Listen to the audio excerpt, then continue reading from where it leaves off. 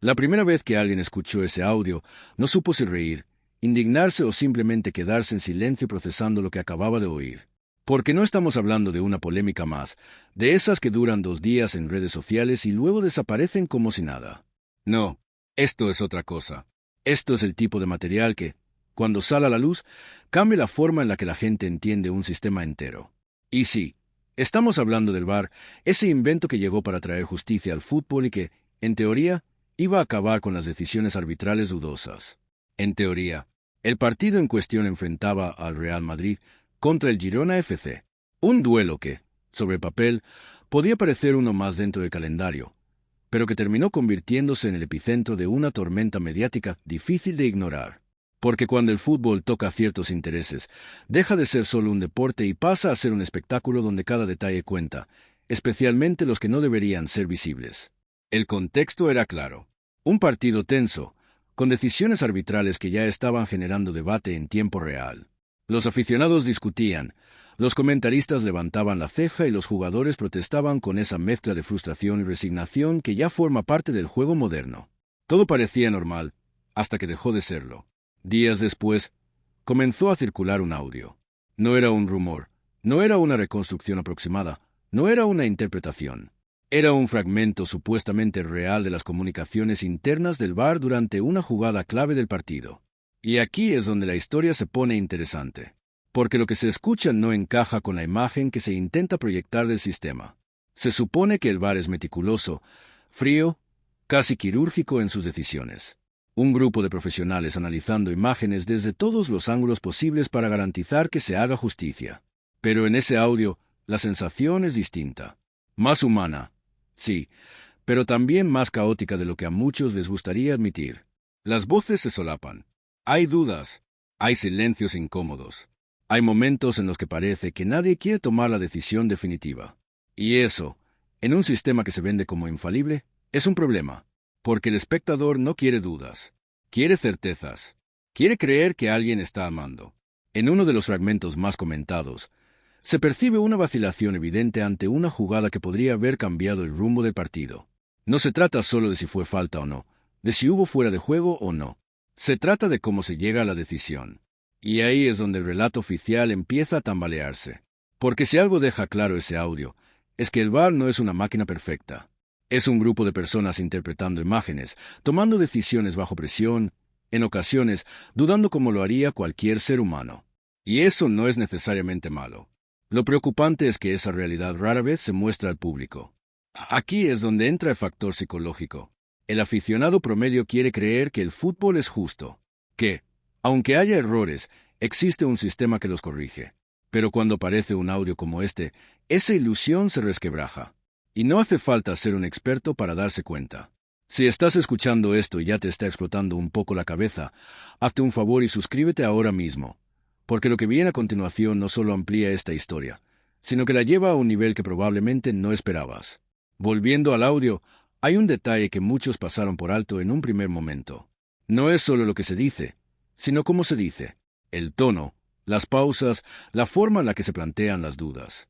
Hay una falta de seguridad que contrasta con la autoridad que se espera de quienes toman estas decisiones. En un momento concreto, uno de los integrantes del VAR plantea una interpretación que no parece del todo convencida. Otro responde, pero tampoco con firmeza. Es como ver a alguien intentando resolver un problema complejo sin estar completamente seguro de las reglas. Y eso, trasladado a un partido de alto nivel, tiene consecuencias enormes, porque cada decisión influye en el resultado, y cada resultado influye en la clasificación, y cada clasificación mueve millones de euros. No es exageración, es la realidad del fútbol moderno. Lo más llamativo es que este tipo de situaciones no son nuevas. Lo que es nuevo es que ahora se escuchen. Antes, las decisiones arbitrales eran una caja negra.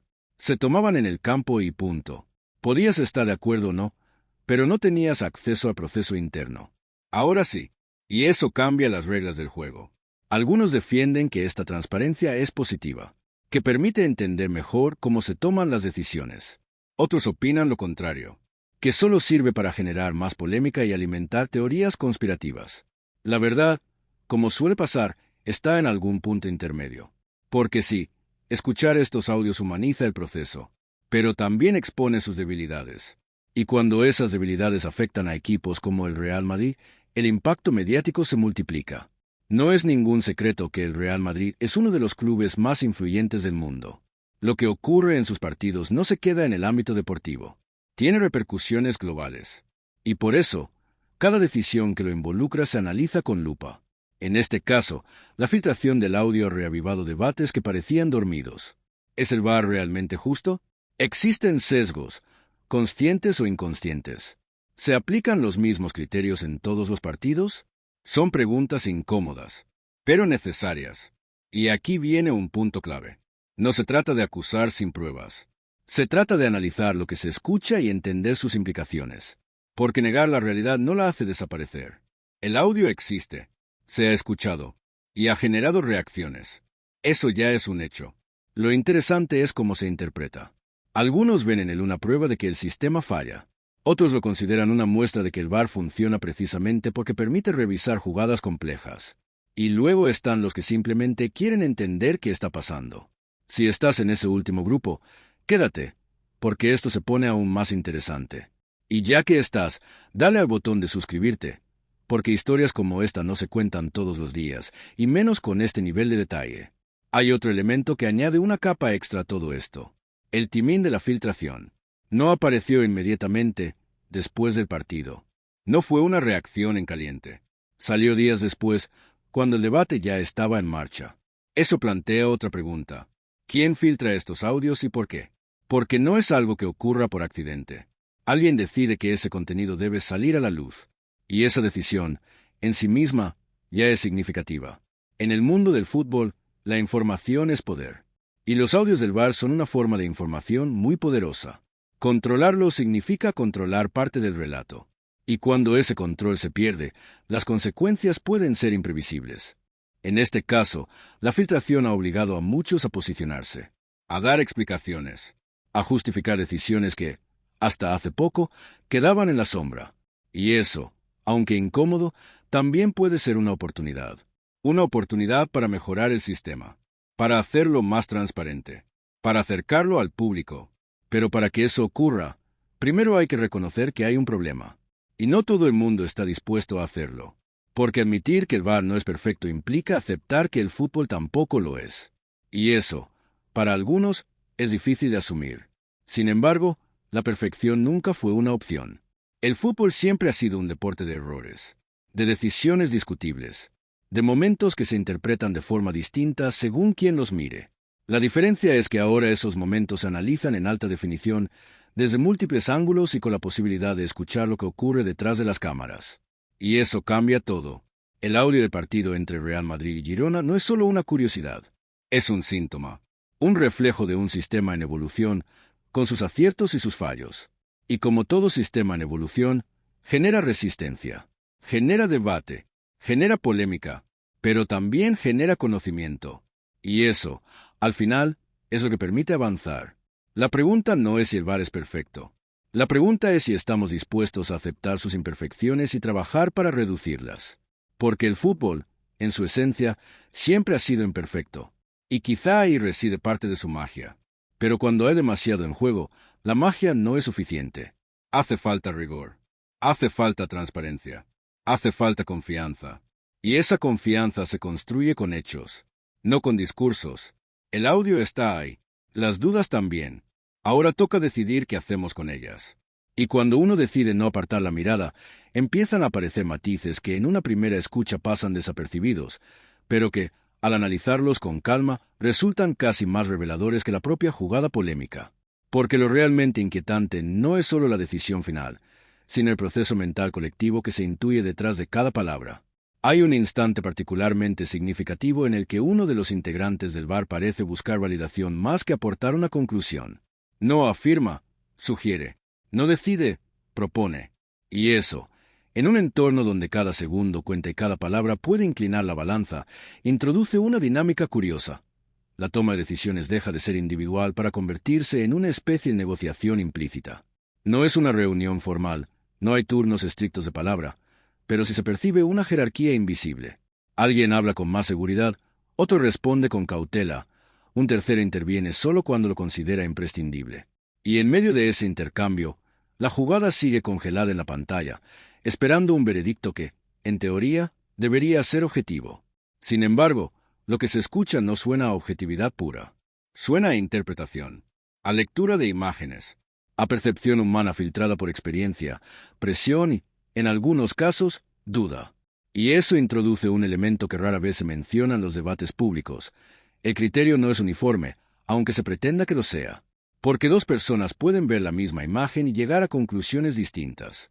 No porque una quiere equivocarse, sino porque cada una interpreta lo que ve desde su propio marco mental. Y cuando ese marco mental no está completamente alineado entre todos los miembros del equipo, lo que surge no es una decisión clara, sino una especie de consenso forzado. Hay otro detalle que resulta especialmente interesante. El uso del lenguaje. No es técnico en todo momento. No es frío. Hay expresiones que reflejan inseguridad, otras que parecen buscar tiempo, como si el silencio necesitara ser rellenado para evitar que se convierta en algo incómodo. Y ese tipo de comunicación no es propia de un sistema automatizado, sino de un grupo de personas gestionando incertidumbre en tiempo real. En un punto concreto, se percibe una pausa ligeramente más larga de lo habitual. No es un silencio absoluto, pero sí lo suficiente como para que quien escucha note que algo no encaja del todo. Es el tipo de pausa que en una conversación cotidiana pasaría desapercibida, pero que en este contexto adquiere un peso específico, porque en ese silencio cabe la duda. Y la duda, en un entorno que debería eliminarla, resulta especialmente llamativa. Además, hay momentos en los que parece que la decisión ya está tomada antes de que se verbalice claramente, como si el proceso no fuera lineal, sino más bien una construcción progresiva donde cada intervención empuja ligeramente hacia un lado u otro. No hay un punto exacto en el que alguien diga, esto es así con absoluta rotundidad. Más bien, la conclusión emerge de forma gradual, casi como si nadie quisiera asumir completamente la responsabilidad. Y aquí es donde la situación se vuelve delicada, porque la responsabilidad compartida puede diluir la percepción de error. Si nadie decide de forma categórica, tampoco hay un único responsable si la decisión resulta equivocada. Es un mecanismo humano bastante común, pero trasladado a un sistema que pretende ser preciso, introduce una variable difícil de gestionar. Otro aspecto que merece atención es la relación entre lo que se ve y lo que se dice. En algunos fragmentos, la descripción de la jugada no coincide exactamente con la percepción que muchos espectadores tuvieron al verla en directo. Y eso no implica necesariamente mala intención. Puede ser simplemente una cuestión de ángulo, de velocidad de reproducción o de enfoque visual. Pero aún así, genera una desconexión entre la experiencia del espectador y la interpretación oficial. Esa desconexión es peligrosa, no porque invalida automáticamente la decisión, sino porque erosiona la confianza. Cuando el público siente que está viendo algo distinto a lo que se está evaluando en el VAR, se produce una fractura en la narrativa de partido. Y esa fractura es el caldo de cultivo perfecto para la sospecha. También llama la atención la ausencia de ciertos elementos que uno esperaría encontrar en una revisión tan delicada. No hay una explicación detallada del criterio aplicado. No se verbalizan todas las variables que podrían influir en la decisión. Se da por hecho que quienes están escuchando entienden el contexto completo, cuando en realidad ese contexto no siempre es evidente. Esto plantea una cuestión interesante sobre la comunicación interna frente a la externa. Dentro del VAR, es posible que ciertas cosas se den por supuestas. Pero cuando ese audio se filtra y llega al público, esas suposiciones dejan de funcionar. Lo que antes era implícito, ahora necesita ser explícito. Y si no lo es, se generan vacíos que cada oyente llena a su manera. Y ya sabemos cómo funciona eso. Donde hay vacíos, aparecen interpretaciones. Donde hay interpretaciones, aparece el debate. Y donde hay debate en el fútbol, rara vez hay consenso. Otro matiz que no pasa desapercibido es la gestión del tiempo. La revisión no es instantánea, pero tampoco se alarga excesivamente. Se mantiene en ese punto intermedio donde parece suficiente para analizar, pero no tanto como para explorar todas las posibilidades con total profundidad. Y eso puede deberse a múltiples factores: presión externa, ritmo del partido, expectativas del entorno. Pero lo cierto es que el tiempo disponible condiciona la calidad del análisis. No es lo mismo revisar una jugada sin límite que hacerlo con la sensación de que hay que decidir pronto. Y esa sensación, aunque no se exprese directamente, se percibe en la cadencia de las intervenciones. Hay una ligera prisa contenida. No es evidente, pero está ahí, como un reloj invisible que marca el ritmo de la conversación sin necesidad de ser mencionado. En este contexto, cada palabra adquiere un valor añadido, no solo por lo que dice, sino por lo que implica. Una afirmación puede cerrar una línea de análisis, una duda puede abrir otra, y una omisión puede dejar fuera una posibilidad que quizá merecía ser considerada. Y todo esto ocurre en cuestión de segundos. Por eso, cuando se escucha el audio con atención, deja de ser simplemente una grabación, se convierte en una especie de radiografía del proceso arbitral. Una radiografía imperfecta, sí, pero lo suficientemente clara como para identificar patrones. Patrones de comunicación, de toma de decisiones, de gestión de la incertidumbre. Y esos patrones, una vez identificados, son difíciles de ignorar, porque ya no se trata solo de ese partido.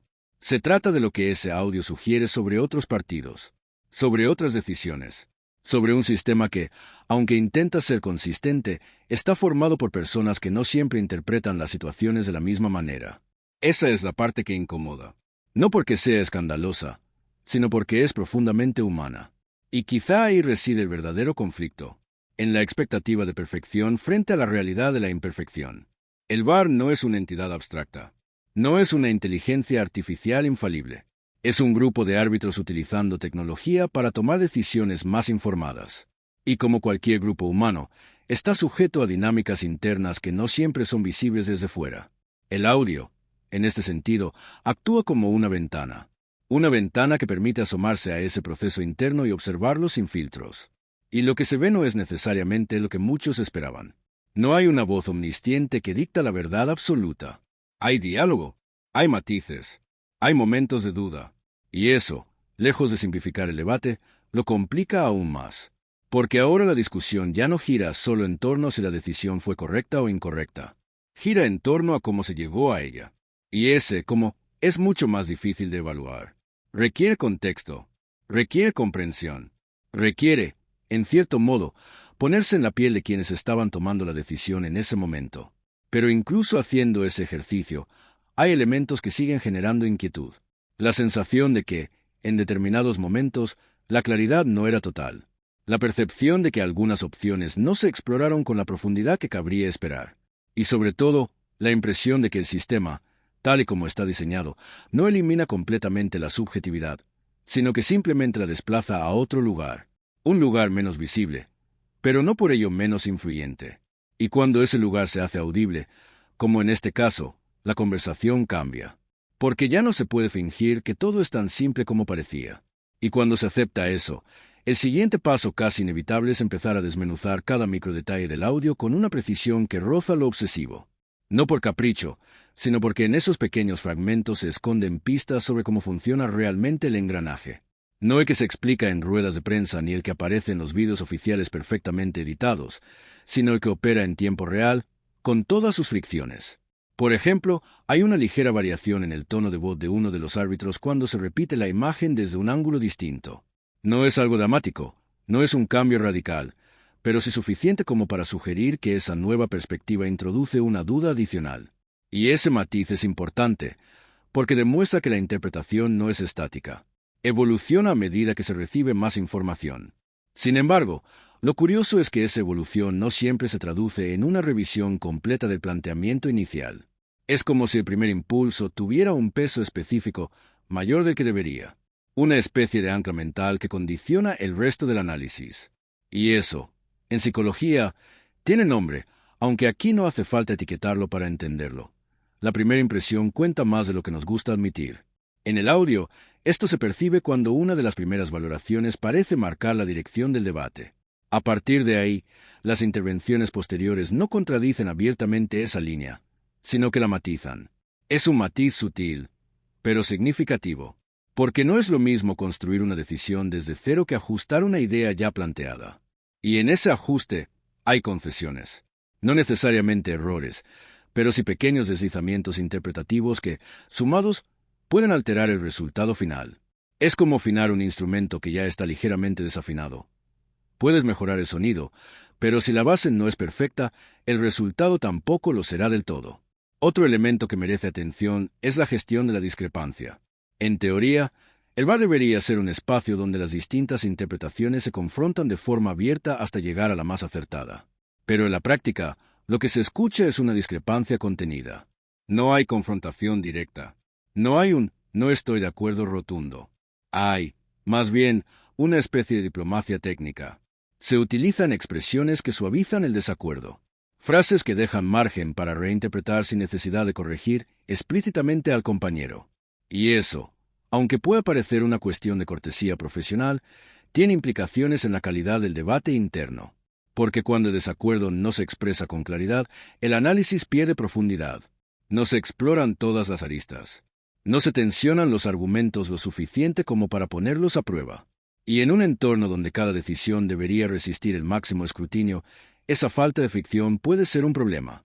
También es interesante observar cómo se distribuye la iniciativa. No todos los participantes intervienen con la misma frecuencia ni con el mismo peso. Hay quien toma la palabra con más facilidad, quien introduce nuevas líneas de análisis, quien resume, quien valida. Y hay quien permanece en un segundo plano, aportando solo en momentos puntuales. Esa dinámica no es necesariamente negativa, pero sí revela que el proceso no es completamente horizontal. Existe una estructura, aunque no se verbalice, y esa estructura influye en cómo se construye la decisión. En un momento determinado, uno de los integrantes parece asumir un rol casi de cierre. No dicta la resolución, pero la encauza. Resume lo que se ha dicho, enfatiza ciertos aspectos y deja a otros en un segundo plano. Es una forma de guiar la conclusión sin imponerla directamente. Y ese tipo de intervención tiene un impacto claro en el resultado final. Porque, al final, alguien tiene que ordenar el caos. Y ese orden no siempre es neutral. Hay otro detalle que, aunque pueda parecer menor, aporta bastante información sobre el contexto en el que se toma la decisión. La ausencia de referencias externas. No se menciona el ambiente del estadio, ni la reacción de los jugadores, ni la presión del momento. Todo se centra en la imagen. Y eso, en principio, es lo correcto. El VAR está para analizar lo que se ve, no lo que se siente. Pero al mismo tiempo, resulta casi imposible aislar completamente el análisis de su contexto emocional. Los árbitros saben lo que está en juego. Saben la importancia de la jugada. Y aunque no lo digan, esa conciencia forma parte del proceso. Se percibe en la tensión contenida, en la precisión con la que se eligen las palabras, en la forma en la que se evita cualquier afirmación que pueda sonar excesivamente categórica sin respaldo visual claro. Es una especie de equilibrio constante entre la necesidad de decidir y el miedo a equivocarse. Y ese equilibrio, en el audio, no siempre parece estable. Hay momentos en los que la balanza se inclina ligeramente hacia la prudencia, otros en los que parece primar la necesidad de cerrar la revisión. Y en ese vaivén, la consistencia del criterio puede verse afectada. Otro aspecto relevante es la relación entre la velocidad de reproducción de las imágenes y la interpretación de la jugada. En algunos fragmentos, se hace referencia implícita a la repetición en cámara lenta, y eso introduce una variable que ha sido objeto de debate durante años. La cámara lenta no siempre refleja la realidad tal y como ocurre en el campo. Amplifica ciertos movimientos, altera la percepción del contacto, cambia la sensación de intensidad. Y cuando se toma una decisión basándose en esas imágenes, existe el riesgo de sobredimensionar acciones que, a velocidad real, tendrían otra lectura. En el audio, aunque no se discute explícitamente este efecto, si se intuye que las distintas velocidades de reproducción influyen en la percepción de la jugada. Y eso añade otra capa de complejidad al análisis. Porque no solo se trata de qué se ve, sino de cómo se ve. Y ese cómo no es uniforme. Además, hay una cuestión de fondo que atraviesa todo el audio y que rara vez se aborda de forma directa: la definición de los criterios. No todos los conceptos están completamente delimitados. Términos como intensidad, contacto suficiente o posición natural pueden interpretarse de distintas maneras.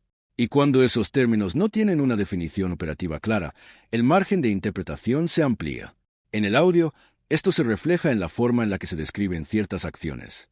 No hay una terminología estrictamente técnica en todo momento. Se recurre a descripciones que, aunque comprensibles, dejan espacio para la subjetividad. Y ese espacio, en un sistema que busca la máxima objetividad posible, es un punto débil.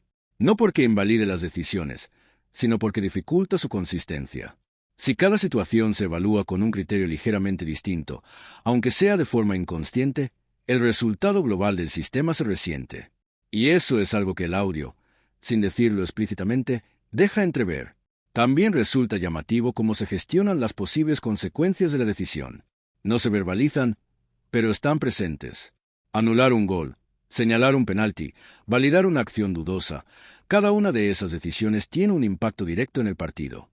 Y aunque el VAR debería abstraerse de esas consecuencias y centrarse únicamente en la jugada, la realidad es que esa abstracción nunca es total. Se percibe en la cautela, en la forma en la que se evita precipitarse, en la necesidad de estar razonablemente seguro antes de comunicar una decisión que puede cambiar el rumbo del encuentro. Es una responsabilidad enorme, y el audio, en cierto modo, la humaniza. Pero al hacerlo, también expone las costuras del sistema. Porque cuando se escucha con atención, lo que emerge no es una maquinaria perfecta, sino un proceso complejo, lleno de matices, donde la tecnología ayuda, pero no sustituye al juicio humano. Y ese juicio, por definición, nunca es completamente objetivo. Ahí está la clave de todo. No en el error puntual, ni en la polémica concreta, sino en la comprensión de que el sistema, tal y como está concebido, no elimina la interpretación. La canaliza, la encierra en una sala, la rodea de pantallas y la somete a protocolos. Pero sigue estando ahí. Y cuando, por algún motivo, esa interpretación se hace audible, como en este caso, deja de ser un elemento invisible para convertirse en el centro del debate. Un debate que ya no se puede simplificar. Un debate que obliga a mirar más allá del resultado final. Y sobre todo, un debate que, una vez abierto, es muy difícil de cerrar.